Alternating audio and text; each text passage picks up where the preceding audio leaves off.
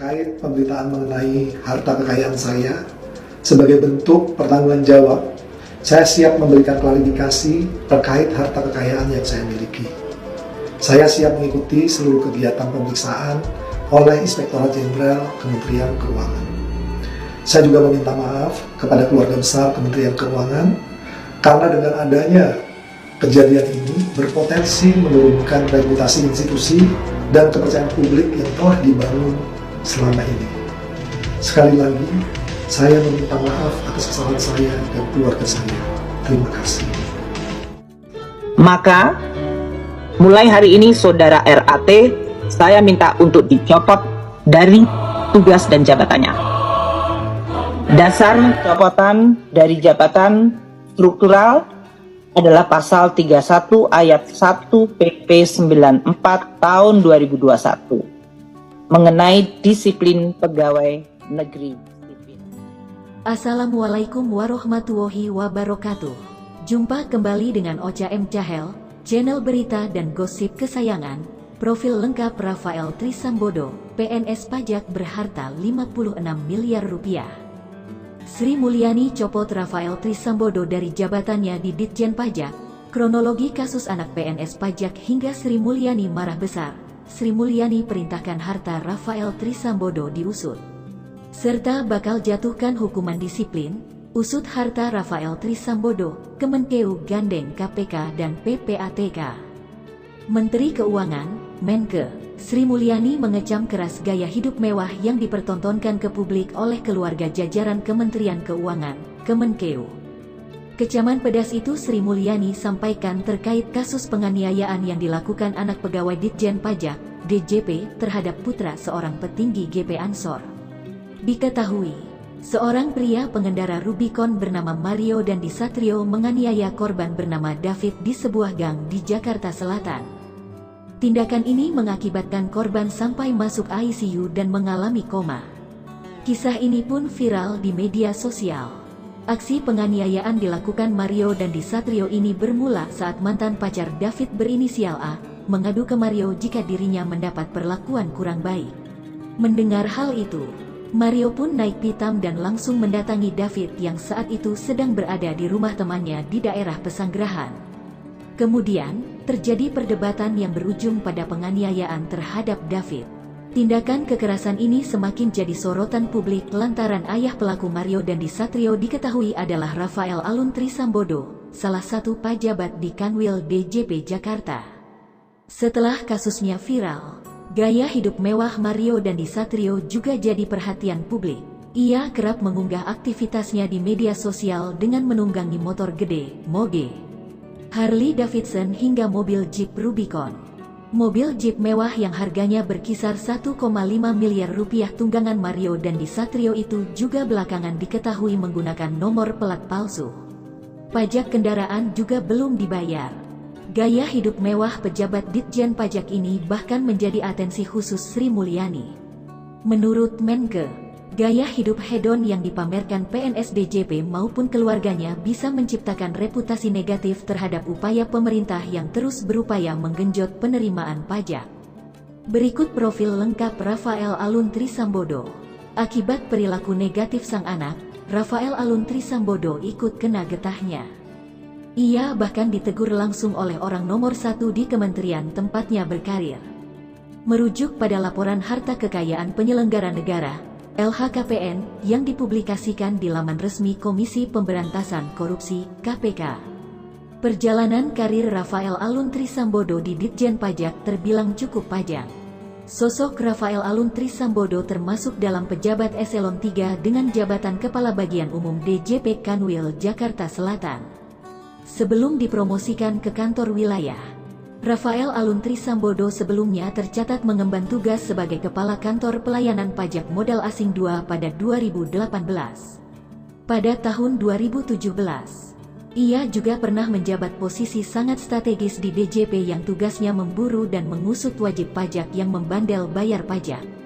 Jabatannya kala itu adalah Kepala Bidang Pemeriksaan Penyidikan dan Penaguhan Kanwil DPJ Jawa Timur 1. Lalu pada tahun 2015, Rafael Alun Trisambodo juga mengemban amanah sebagai Kepala Kantor Pelayanan Pajak Pratama, KPP, Kabupaten Situbondo.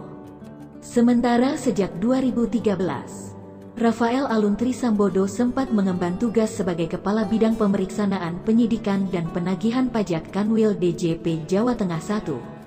Begini kekayaan Rafael Alun Trisambodo. Harta kekayaan yang dilaporkan Rafael Alun Trisambodo tercatat terus mengalami kenaikan. Di tahun 2013 atau saat masih menjabat Kepala Bidang Pemeriksanaan Penyidikan dan Penagihan Pajak Kanwil DJP Jawa Tengah I, harta kekayaan yang dilaporkan sebesar 21,25 miliar rupiah. Sebagai perbandingan, di tahun 2018 atau saat mengemban jabatan Kepala Kantor Pelayanan Pajak Modal Asing II, kekayaannya sudah melonjak sebesar 44,08 miliar rupiah. Terakhir, dalam laporan LHKPN di Desember tahun 2021 atau setelah diplot sebagai Kepala Bagian Umum Kanwil DJP Jakarta, harta kekayaan Rafael Alun Trisambodo menjadi sebesar 56,10 miliar rupiah. Secara rinci, Rafael Alun Trisambodo memiliki harta berupa 11 bidang tanah dan bangunan senilai 51,93 miliar rupiah. Dia juga memiliki 2 kendaraan berupa mobil Toyota Camry Sedan dan Toyota Kijang senilai 425 juta rupiah. Dalam LHKPN, tak ada kendaraan mewah berupa mobil Rubicon maupun moge Harley Davidson yang dilaporkan Rafael Alun Trisambodo. Selain itu, memiliki harta bergerak lainnya senilai 420 juta rupiah. Harta berupa surat berharga senilai 1,55 miliar rupiah, harta berupa kas dan setara kas senilai 1,34 miliar rupiah, serta harta lainnya senilai 419,04 juta rupiah.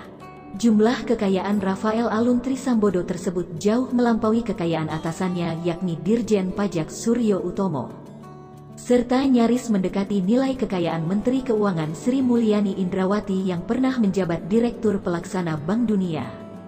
Berapa gaji Rafael Alun Trisambodo? Sementara apabila melihat penghasilannya, gaji pokok Rafael Alun Trisambodo sebagai PNS pajak berkisar paling kecil Rp3.044.300 dan paling besar Rp5.901.200 sesuai dengan masa kerja golongan (MKG) yang diatur PP nomor 15 tahun 2019. Penghasilan terbesar sebagai PNS justru berasal dari tunjangan kinerja yang merujuk pada PP nomor 37 tahun 2015. Jika merujuk pada jabatan Rafael Alun Trisambodo sebagai Kepala Bagian, Kabak, maka masuk dalam golongan eselon 3. Tunjangan kinerja yang didapatkan berkisar paling rendah Rp37,21 juta hingga tertinggi Rp46,47 juta per bulan. Sri Mulyani copot Rafael Trisambodo dari jabatannya di Ditjen Pajak. Menteri Keuangan Sri Mulyani memutuskan untuk mencopot Rafael Alun Trisambodo, RAT, dari jabatan dan tugasnya di Direktorat Jenderal Pajak, DJP. Adapun Rafael Alun Trisambodo merupakan orang tua dari Mario Dandi Satrio, MDS, pelaku penganiaya anak dari GP Ansor. Mulai hari ini saudara RAT saya minta untuk dicopot dari tugas dan jabatannya, kata Sri Mulyani secara virtual dari kantor Ditjen Pajak, Jakarta, Jumat 24 Februari 2023. Sri Mulyani mengatakan, dasar dari pencopotan Rafael yaitu pasal 31 ayat 1 PP 94 tahun 2021 mengenai disiplin pegawai negeri sipil. Sri Mulyani perintahkan harta Rafael Alun diperiksa. Ia mengatakan sudah menginstruksikan Inspektorat Jenderal untuk memeriksa harta kekayaan Rafael dalam hal kewajarannya. Saya sudah instruksikan kepada Inspektorat Jenderal untuk melakukan pemeriksaan harta kekayaan dalam hal ini kewajaran dari harta dari saudara RAT.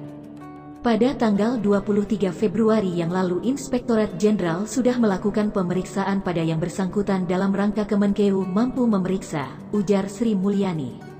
Lebih lanjut, Sri Mulyani meminta agar pemeriksaan terhadap Rafael terus ditindaklanjuti secara detail dan teliti untuk melihat tingkat hukuman disiplin. Saya juga meminta agar pemeriksaan pelanggaran disiplin saudara RAT ditindaklanjuti.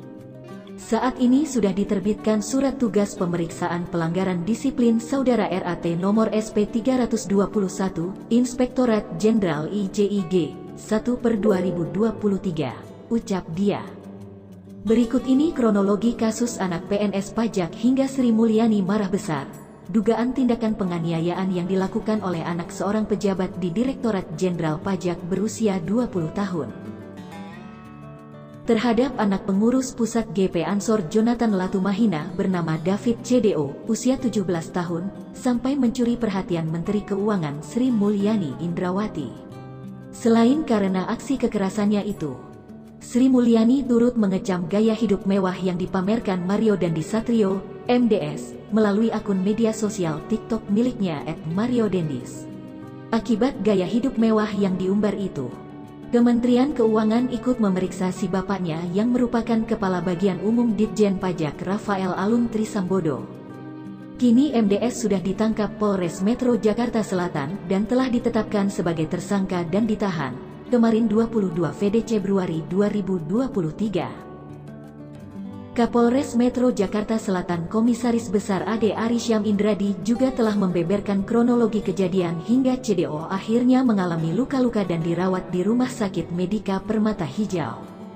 Saat rilis kemarin, Kombes Ade menceritakan kasus ini terjadi pada Senin tanggal 20 Februari tahun 2023 sekira pukul 20.30 di depan atau sekitar rumah temannya David berinisial R di Komplek Grand Permata Cluster Boulevard, Kelurahan Ulu Jami, Kecamatan Pesanggerahan.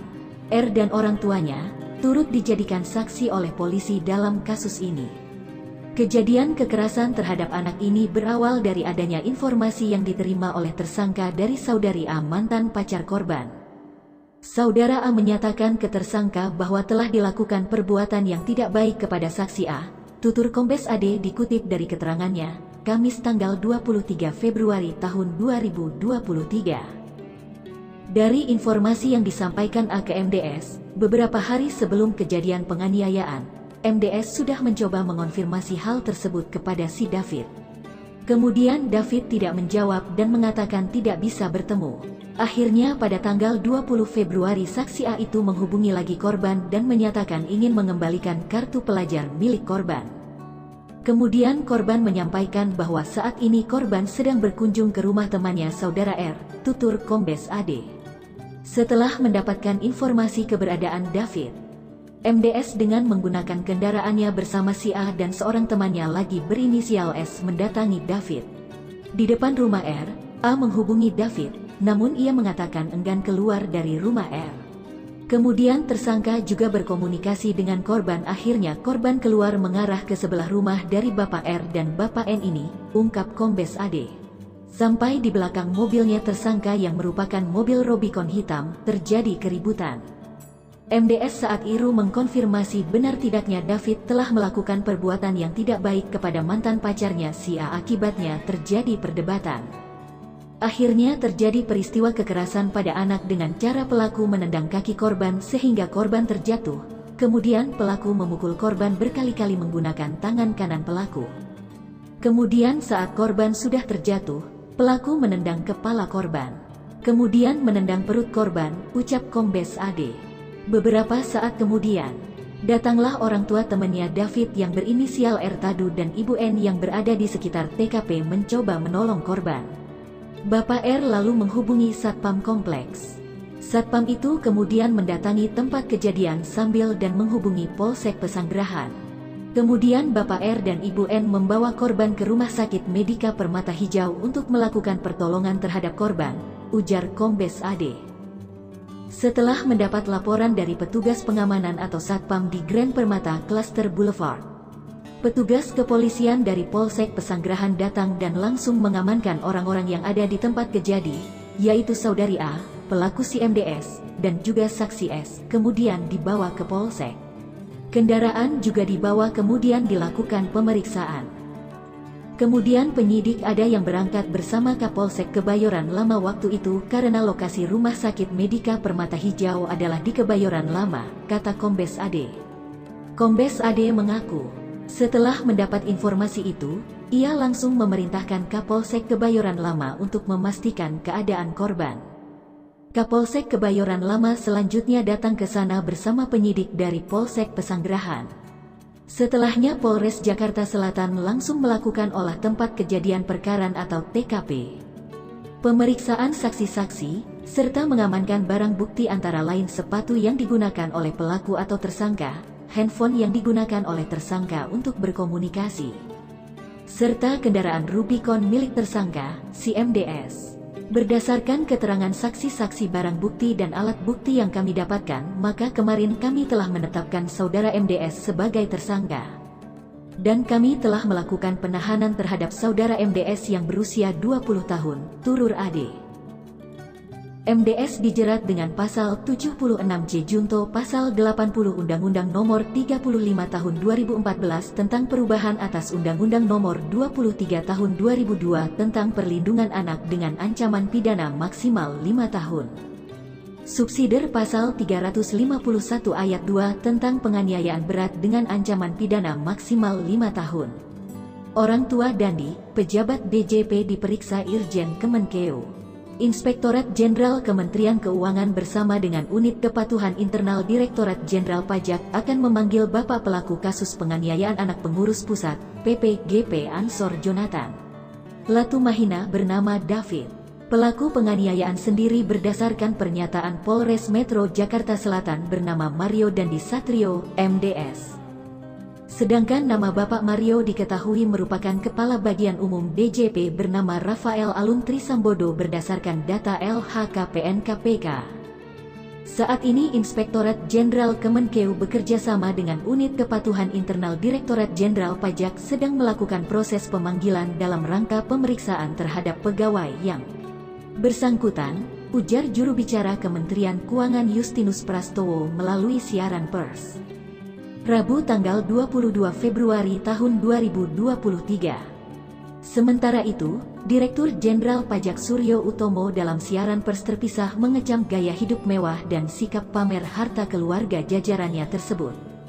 Gaya hidup mewah itu merujuk pada unggahan MDS yang kerap kali ia bagikan melalui akun TikToknya @mariodendis. Gaya hidup mewah tersebut tidak cocok dengan nilai-nilai organisasi dan dapat menggerus kepercayaan masyarakat terhadap institusi pemerintah, khususnya DJP, ujar Suryo melalui siaran pers hari ini. Lebih lanjut Suryo menegaskan bahwa DJP dan Inspektorat Jenderal Kementerian Keuangan siap bekerja sama dengan aparat penegak hukum yang berwenang dalam penyelesaian kasus tersebut.